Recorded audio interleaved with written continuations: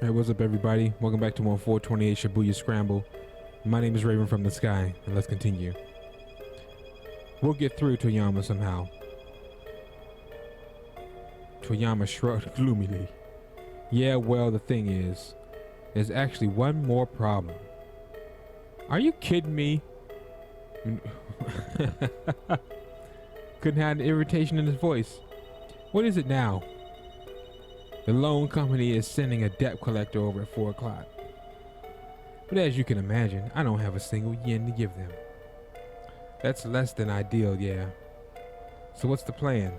Well, they've said provisionally that if next month's issue gets published, they'll be willing to wait on repayment. Then there's no problem. The issue's coming out guaranteed, but they're not going to take my word on that anymore.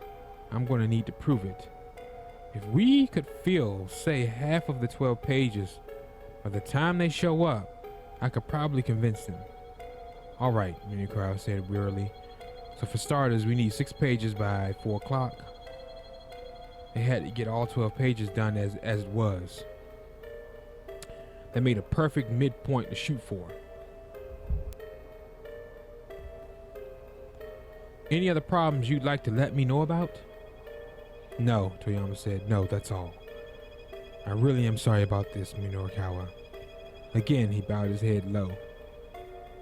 Minorikawa felt distinctly off. He had known Toyama for years and had never been kowtowed to like this before. Yeah, well, just let me handle it, alright? Nikora unfolded the map of Shibuya. The first order of business was deciding where to begin getting content. Marked the editing office with a circle and considered where to head next. Diet, drink, and sales demo center. Where are they now? Society of surveillance. Sexy squared. University associated with Midoriyama High School. Notable alumni include famous actress Masami Nagahama and National High School Baseball Championship winning pitcher the Tissue Prince. Its educational philosophy is summed up to its slogan: words, skill, and beauty.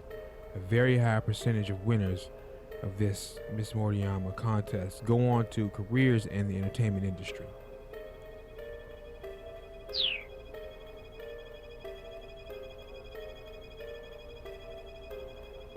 The diet drink sales demo was at 1 o'clock, and the interview with Shinosuke Arai for Where Are They Now was slated for 2:30, so those times were set. The question was, what to do in the interim? It was a little early, but maybe he should just go to the center guy and get an interview at the diet drink sales demo. It's a bit of a hike. Or maybe I should go to Dogenzaka and check out indoor electronics.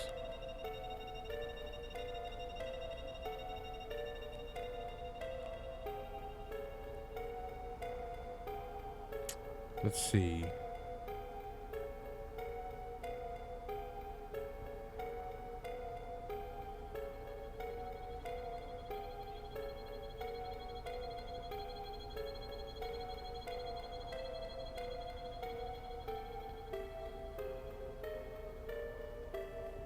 Once the event started, things might be too busy for him to get any FaceTime. If he got there ahead of time, he'd be able to ask more questions. Okay. I'm heading out. And don't even think about doing anything else stupid while I'm gone. Got it? Minorikawa tossed the draft proposal into his bag and hurried out of Heaven Publishing.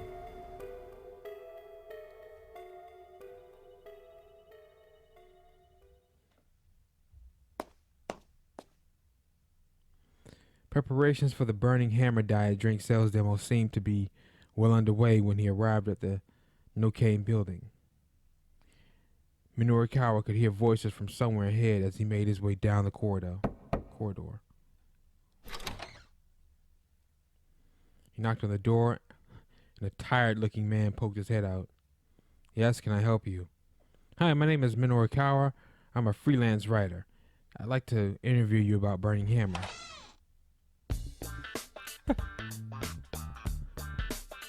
Huh? Oh, an interview.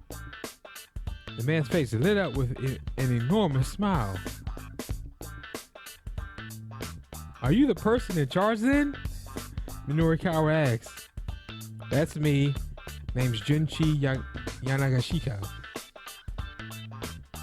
Thanks for your interest in Burning Hammer.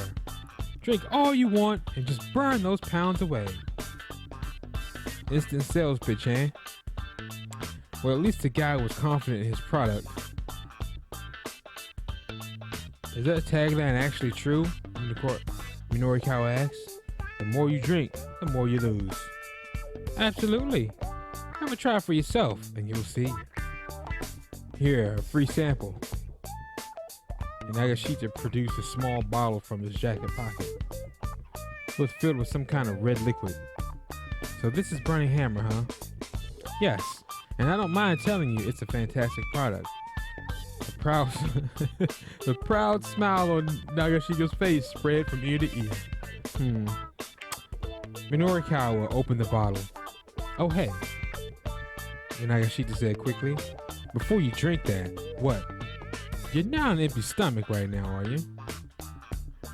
Minoru blinked. What? Well, it's just, if you drink the product on an empty stomach, how do I put this? There are some minor health, it's just the body might not, it's just, look, don't sweat the details, it's fine, Minoru said. I didn't have any breakfast this morning, but hey. Oh God. He tipped the tiny bottle back and drained it in a single go. It didn't taste bad, really. In fact, it didn't taste like much of anything. Not much flavor, huh? He said. Well, yeah, it starts out that way in the beginning. Are you feeling alright? Alright how? Just, alright. Are you sure you're feeling fine? Look, what is it? Minoru asked. If you want to say something, just say it. Well, alright then. So it turns out that if you drink it on an empty stomach, some nasty stuff can happen. Nasty stuff? Meaning what exactly? Well, let's see. First, there's a tingling sensation on the tongue. Indeed, an uncomfortable tingling was starting to spread along Minoru's tongue. After that, your whole body starts to get hot, like whoosh.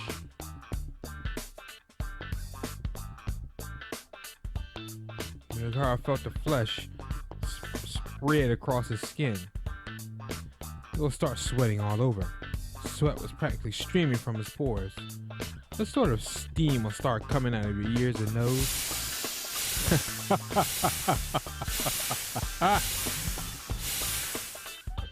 Whatever vapor began to gush from his ears and nostrils, as if from a kettle had reached a boil. And finally, before Minoru could hear what the last thing was, his body launched into the air like a rocket. His head crashed into the ceiling and crumpled right back to the floor. Felt like his heart might shoot out from his throat at any moment. Yeah, it goes kind of like that, Yagashita finished. He looked down at Minoru with pity in his eyes. It goes kind of like that. What the hell are you thinking selling something like this? Well, it's just, this isn't a diet aid. It's a death trap. Minoru shuddered, his whole body racked with pain. Well, be fair now. I did ask whether or not you were on an empty stomach. He needs to put that on the bottle. What the heck, you psychopath! You can't be allowed to sell this poison? I'm taking you down! Clutching his pen as if it was a sword, Minoru lurched to his feet, his mind little more than a blur. Die! He lunged for his foe. Then Nagashita screamed. Over the course of the next 2 hours, Minoru chased the diet drink salesman around the building in a berserk haze. When someone finally alerted the police, it took 4 officers to subdue him. And when he finally came to his senses in the detention cell, the 4-star General Gossip deadline had long. Ah, darn it! Bad ending. He turned and faced the wall, muttering to himself, "If only I'd eaten breakfast." Oh, okay. So we go chase. So we go to chase the other story now and grab breakfast on the way. Feeling the burn. Let's see. King Birmingham turned Minokar into a rampaging maniac who wound up getting himself arrested.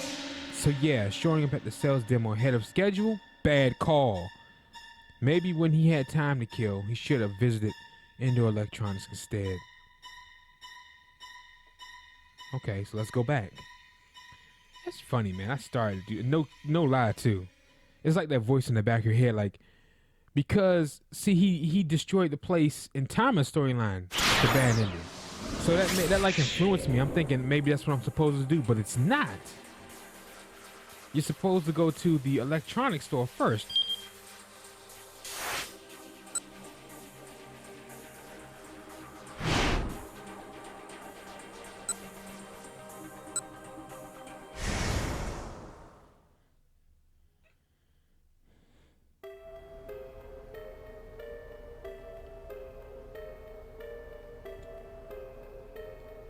It's a bit of a hike, but maybe we should. Yep. Yeah. That should give him what he needed to put together the Society of Surveillance piece.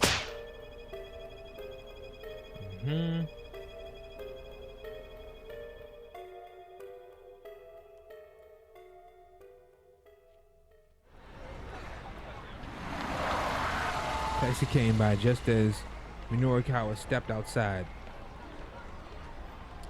Huh? You again? It was Kimizuku Taxi again. Hehe. What can I say? I know how to sniff out a guy who's going places. Well then, Dogenzaka ASAP. Son of a gun. Minokara bristled. I beg your pardon? That son of a gun, you wanted to give a piece of your mind, sir. Was he waiting for you like you expected? Oh yeah. And I darn well did give him a piece of my mind too. Heh, glad to hear it, sir. Taxi sped off.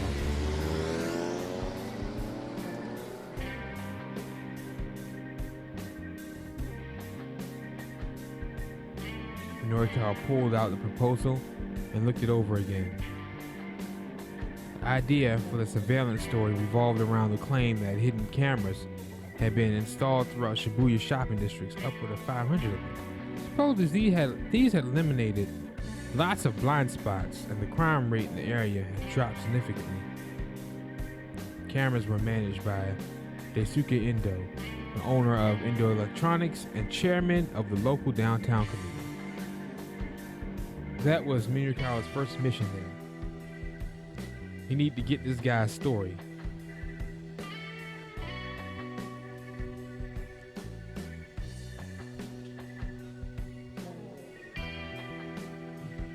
Scanning the side of the road, Minurikawa finally spotted a rundown electronics shop. The sign out front, which looked like it might fall off at any moment, read Indo Electronics. That's Aichi's dad. Maybe we'll run into Aichi. Right. Here's fine. The taxi stopped, and Minurikawa pulled the $10,000 yen bill from his wallet. Keep the change. What? Look, don't sweat it. The name's Minoru Minurikawa, and I'm a freelance writer. I care about two things, what's real and what's true. There's real worth to what you've done for me. That there's a token of my appreciation. It's not much, but please take it. Minurikawa slid out of the taxi and headed for the electronics store.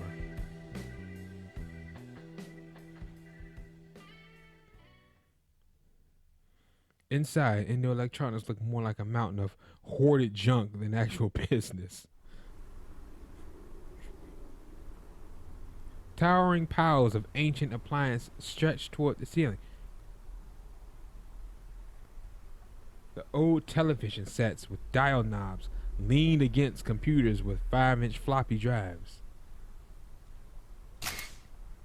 A storage medium for personal computers in production from 1976 to 2001. The magnetic discs are sheathed in paper or plastic jackets and are known for the tendency to flop around in one's hand. That's why they call floppy disks. Technically speaking, they are 5.25 inches in diameter. Incidentally, Door, released in 1983, the debut title from this game's producer, Koichi Nakamura, was produced in a 5-inch floppy version. Yep. What possible use could there be for all this outdated stuff? I guess you never really know. Like you want to make a modern computer, but inside like a 1985 case, which has been done. You can. It's amazing what people have done with their computer builds on YouTube. Just all you have to do is look it up. You got people making computers in fish tanks, and I know what you're thinking. The water would just shut off the computer, shut off the computer parts, short circuit them out. You're right. They use something called mineral oil or something like that. Oil, but it's mineral oil, not just regular oil, because it's flammable. And it'll look like an aquarium PC build, and the parts will work just fine. And that I saw that. That was like 5-6 years ago when I was looking at that stuff. You can only imagine what they have now. Mr. Endo, are you in there? Minokara called out. Nobody came to greet him. The shop was definitely open though. Surely the proprietor hadn't left it unattended. Hey, Mr. Endo. Come on, I know you're in there. After a short wait, Minokara heard sounds from the living space behind the shop. The door opened to reveal a tired-looking middle-aged man. Yeah, what do you want? Are you Mr. Endo? Minokara asked. I am, the man said guardedly. And I'm sorry, but I'm in the middle of something at the moment. Could you come back tomorrow, or please just give me a minute? I'm a freelance writer. Name's Minokara. Minokara showed Endo his business card. I'm writing an article for 4-Star General Gossip. A magazine piece, huh? Precisely. So if I could just have a little bit of your time today.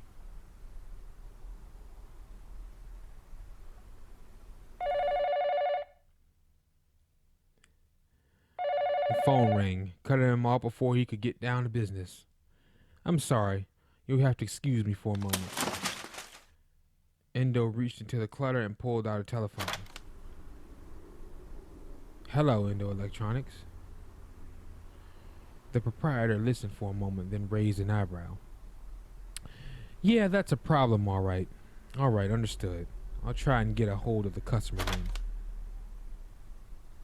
Endo set the receiver back down. What was that all about? Minokara asked.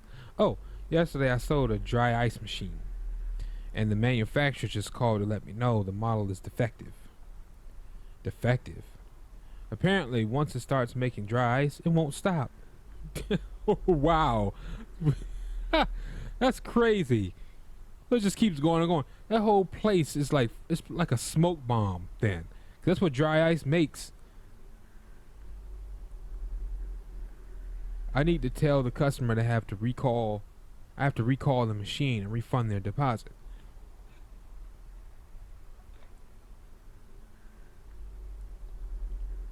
Please give me a moment.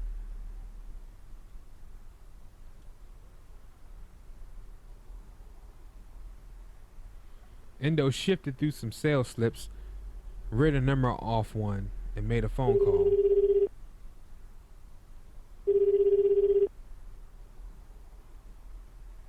Nobody picked up on the other end, however. That's right, he grumbled to himself.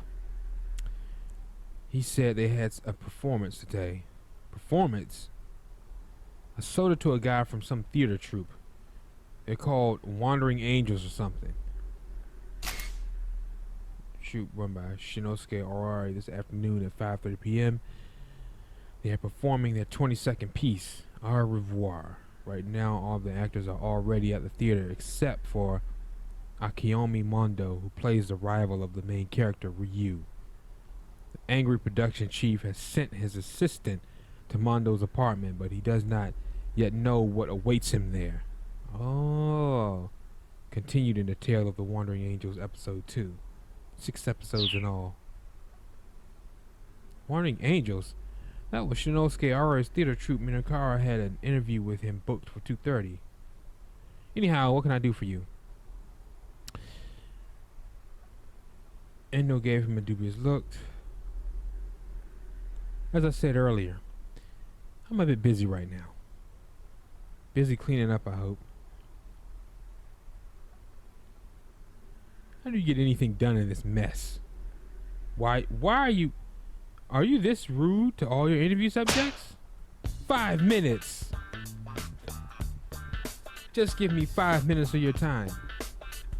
Please. You've got to be joking. Go on, get the hell out of here. Endo headed for his back room in a huff. Fine then. I'll just have to write about what you've already told me. Namely that Endo Electronics sells defective merchandise. Oh no. Huh? Just what are you implying? Did you or did you not just sell a theater troupe a defective piece of equipment? Look, I'm going to get in touch with them as soon as I'm betting they're in a hurry preparing for their performance. I doubt you'll be getting through to them today. Endo bit his lip.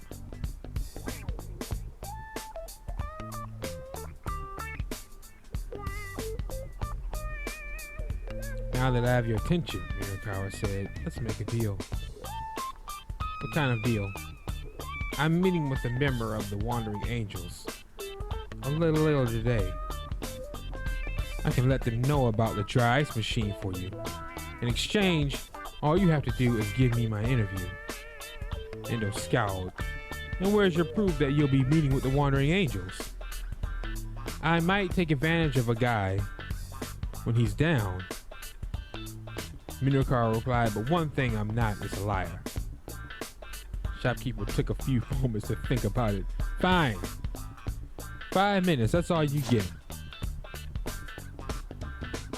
Minokara whipped his notepad out of his coat like he was drawing a gun. Then let's get right down to it, shall we? Go right ahead.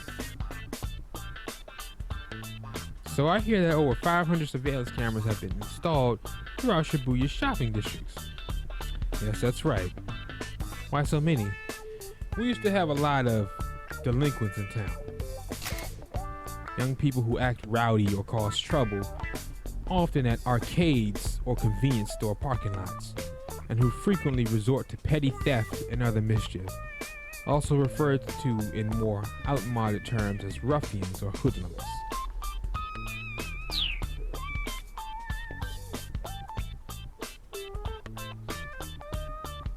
Endo said the word with marked distaste. Oh yeah, I remember there being some problem kind of kids around. They were real punks. They vandalized my signs, made a mess of my storehouse.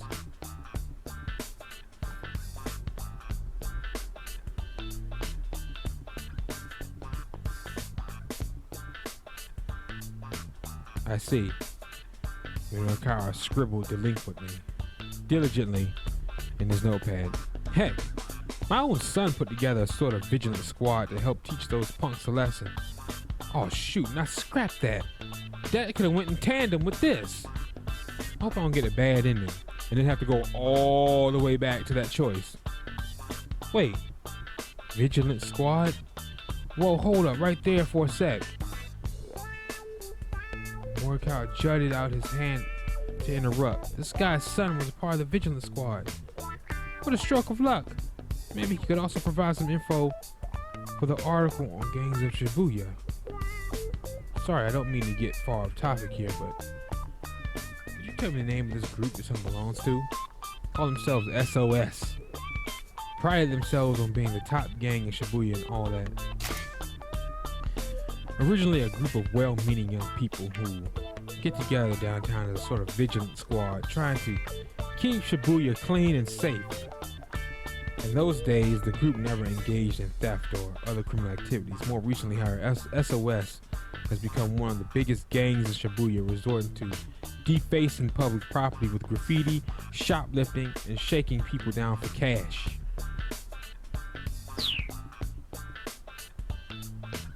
Top gang in Shibuya?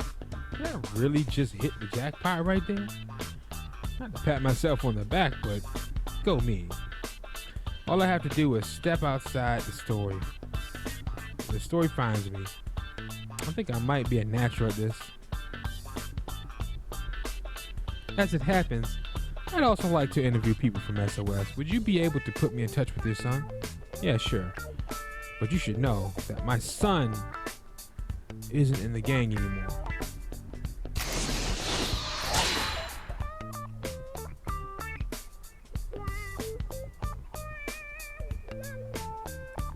Should I jump right now or wait?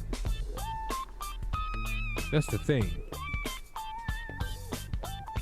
'Cause I could jump right now, couldn't I?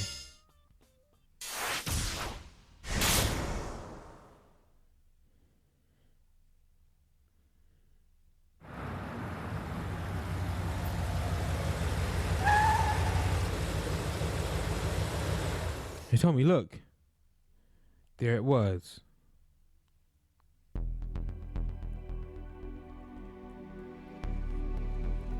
The blue van had appeared nearby, parked on the spot that had been empty previously.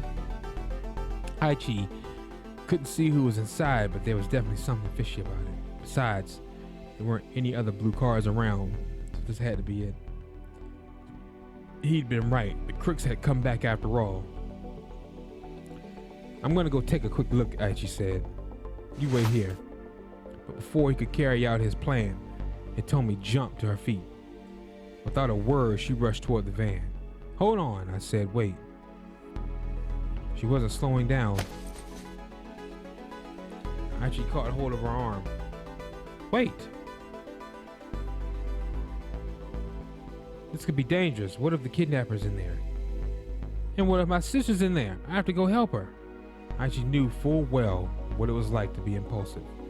But this was one situation where cooler heads would have to prevail. We can't just hang out here, she insisted. What if the car takes off again? That's why I said I was gonna go take a look first. But isn't that dangerous? What if they do something to my sister because some random guy comes snooping around? Oh, yeah, you got a point. Aichi thought as fast as he could. The criminal told Hitomi to get into the van. There had to be some specific reason to that. What if they were planning to abduct her as well? Whatever the case, he couldn't just let her go. Had to make a snap to sock. Crap. Look, just let me go first. I don't want to put you at any risk. Okay, let's go together then. Does that work for you? Okay, let's go together then. Does that work for you? Please. We have no idea who or what we might run into.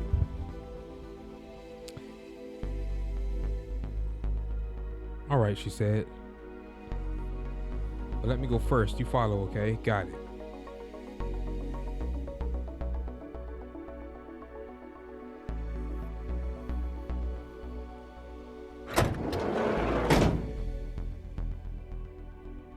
Two men got out of the car, neither of them Japanese. As she picked up his pace, in case he needed to close the distance and fast. One of the men approached Hitomi and said something to her.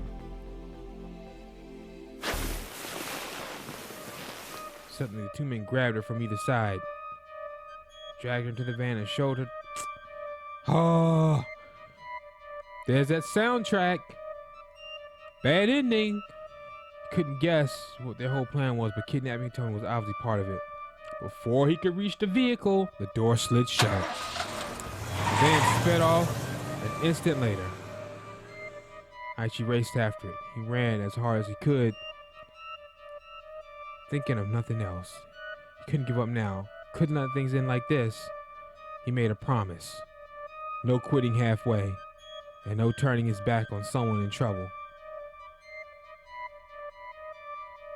But the car kept getting further and further away.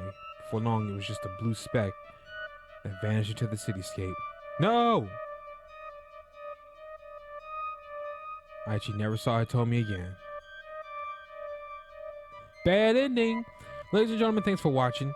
My name is Raven from the Sky. If you enjoyed the episode, drop a like and subscribe to the channel and the series grow. Take care, and I'll catch you guys in the next episode. Peace.